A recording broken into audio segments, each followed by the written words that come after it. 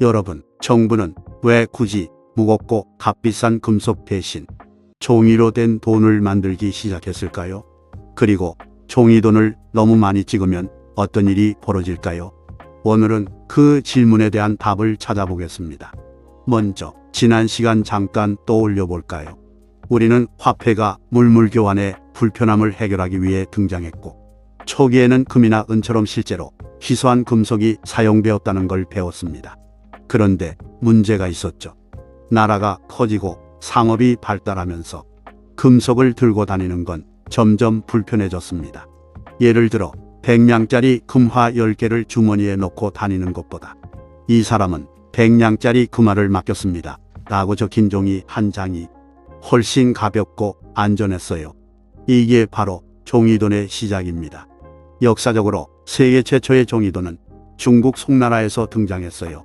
960년부터 1279년 사이 상인들 사이에 사용되던 어음을 국가가 제도화한 것이 교자입니다. 쉽게 말해 실물을 주고받는 대신 신뢰라는 가치를 종이에 새긴 겁니다. 여기서 중요한 개념 전환이 발생합니다. 그전까지는 돈 자체에 금속처럼 실질적인 가치가 있었죠. 하지만 종이돈은 종이 조각입니다. 그 자체로는 아무런 가치가 없어요.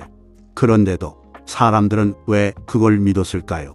그건 바로 국가의 약속 때문입니다.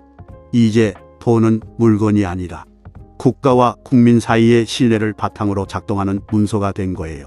하지만 이 시스템에는 한 가지 큰 위험이 함께 따라옵니다. 바로 정부가 마음만 먹으면 돈을 계속 찍어낼 수 있다는 점입니다. 이게 어떤 문제를 만들었는지 두 가지 역사적 사례를 살펴볼게요. 첫 번째 사례는 영국입니다. 1694년 영국 정부는 전쟁 자금을 마련하기 위해 국가 최초의 중앙은행인 영란은행을 설립했어요. 이때부터 화폐 발행은 국가의 손을 벗어나 중앙은행이라는 전문 기관에 맡겨지게 됩니다. 두 번째는 프랑스입니다. 프랑스 혁명 직후 정부는 아시냐라는 종이돈을 대량 발행했어요. 처음엔 괜찮았습니다. 하지만 점점 남발되자 믿음은 빠르게 무너졌고 하이퍼 인플레이션, 즉 물가 대폭 등 사태가 벌어졌습니다. 빵 한 조각 가격이 하루 만에 10배가 뛰기도 했죠.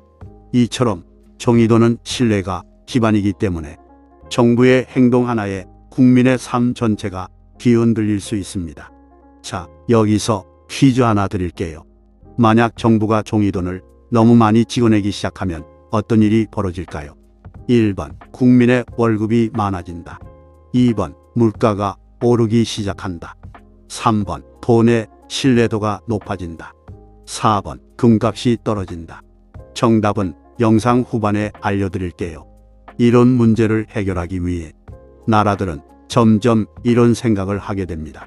정부가 아니라 전문기관이 돈을 관리해야 하지 않을까. 그래서 등장한 것이 바로 중앙은행입니다. 중앙은행은 단순히 돈을 찍는 기관이 아닙니다. 물가를 조절하고 금리를 조정하며 경기 침체나 과열을 막기 위한 정책을 조율하는 아주 중요한 역할을 하죠. 우리나라의 중앙은행인 한국은행은 50년에 설립되었고 지금도 기준금리 조정, 외환시장 개입 등을 통해 우리 경제를 이끌고 있어요. 아까 퀴즈 기억하시죠? 정답은 2번 물가가 오르기 시작한다 입니다. 바로 인플레이션의 시작입니다.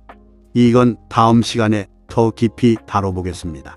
오늘의 핵심 다시 한번 정리해 볼게요. 첫째, 종이돈은 금속보다 편리하지만 그 자체로는 가치가 없습니다. 둘째, 가치는 국가의 약속, 즉 신뢰에서 나옵니다. 셋째, 종이돈을 남발하면 그 신뢰가 무너지고 인플레이션이 발생할 수 있습니다. 넷째, 그래서 우리는 중앙은행이라는 시스템을 통해 돈을 신중히 관리해야 합니다. 여러분, 만약 지금 우리나라 정부가 물가가 오르는데도 돈을 계속 찍어내기 시작한다면 어떤 일이 벌어질까요? 그 위험한 실험을 했던 나라들의 이야기가 다음 시간에 펼쳐집니다. 경제는 어렵지 않습니다. 알고 보면 우리 삶 그 자체입니다. 영상이 유익하셨다면 구독과 좋아요 부탁드립니다. 감사합니다.